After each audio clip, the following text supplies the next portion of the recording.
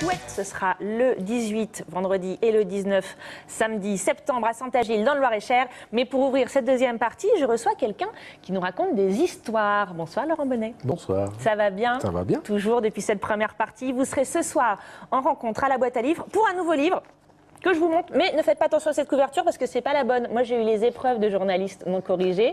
Vous aurez le vrai livre en librairie. Alors, c'est toujours publié chez Vendailleurs. Ça s'appelle 10 secondes. Ça vous va bien d'ailleurs, Vendailleurs, puisque vous êtes auteur, mais aussi un grand voyageur. On le sait parce qu'on vous a déjà reçu dans cette émission.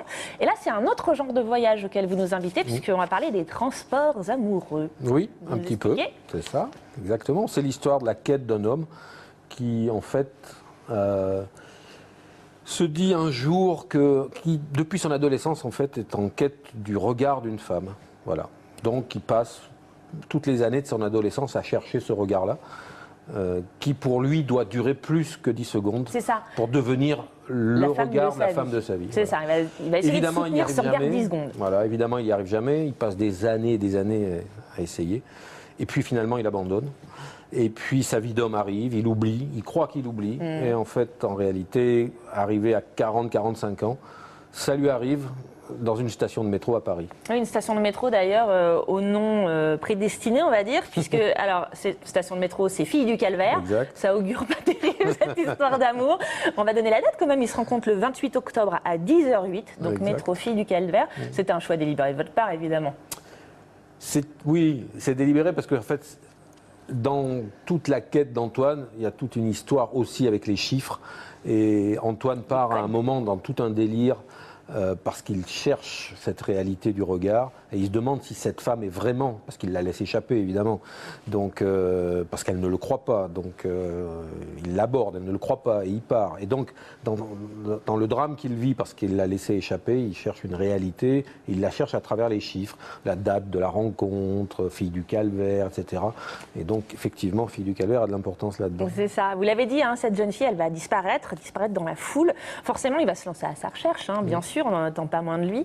Antoine, vous l'avez dit, votre héros, il a environ 45 ans. Il a donc à peu près, on va dire, une moitié de vie derrière lui. Ce défi des 10 secondes, il se l'était lancé, lui, à l'adolescence. C'est ça. C'est-à-dire qu'au-delà de la jeune fille, bien sûr, c'est après ses rêves d'adolescent qu'il va continuer à courir, là. Exactement. Exactement. C'est d'ailleurs, justement, c'est un peu le thème un peu du roman. C'est est-ce qu'on oublie nos rêves et nos quêtes d'adolescents ? Je pense qu'on est nombreux à les oublier, ou du moins à les transformer, ou à les maturer d'une certaine façon. Ils sont toujours en nous. En tout cas, Antoine, lui, ne l'oublie jamais, et bien qu'il essaye.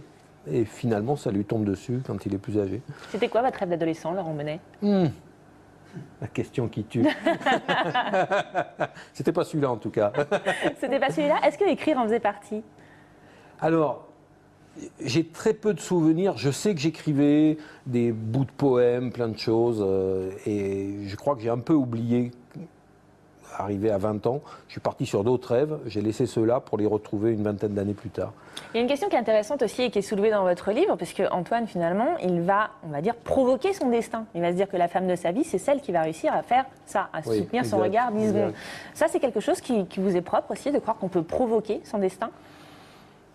Je crois qu'on peut le faire. Exact.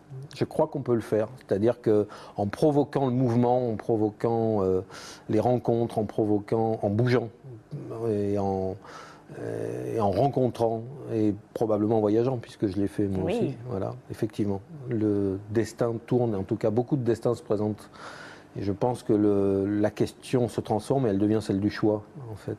Ah, ça c'est bien, c'est une bonne conclusion. On va rester là. Merci beaucoup, Laurent Bonnet, d'avoir été avec nous. Vous serez ce soir en rencontre à la boîte à livres pour 10 secondes. C'est aux éditions Vendailleurs et vous pouvez retrouver toute la programmation justement des rencontres de la boîte à livres sur www.boîtealivres.com. Je précise que ce soir c'est à 19h30, bien sûr, qu'on peut vous retrouver. Merci beaucoup, Laurent. Merci. Allez, on file tous ensemble dans le Loir-et-Cher, du côté de Saint-Agile pour le festival Pouette. Ce sera ce vendredi et ce samedi, les 18 mai. Merci. À Yannick, après la pub, nous on se retrouve avec nos chroniqueurs, le Doc et Antoine Périgne. Et puis aussi une petite nouvelle, c'est Sarah Benz qui nous rejoint pour la chronique beauté. À tout de suite.